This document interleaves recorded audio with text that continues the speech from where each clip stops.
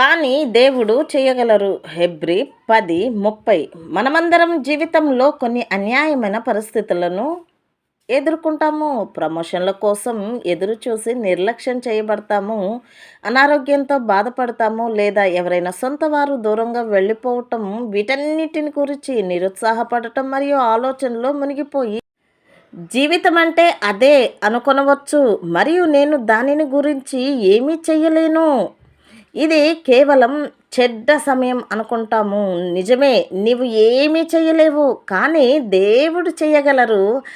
ఆయన న్యాయం చేసే దేవుడు. నీవు ఎదుర్కొన్న ప్రతి దానిని, నీ విషయంలో తప్పు చేసిన ప్రతి వ్యక్తిని, ప్రతి కన్నీటిని, ప్రతి ఒంటరి రాత్రిని ఆయన చూశారు.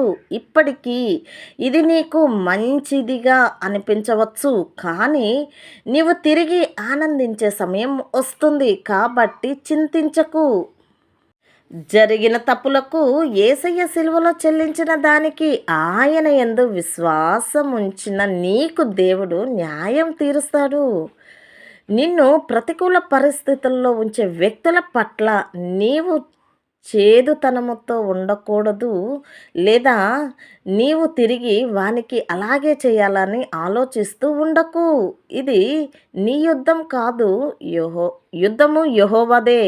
ఆయన నీ వ్యతిరేకులను మాత్రమే చూడక వారిని నీకు తిరిగి చెల్లించేవానిగా చేస్తారు.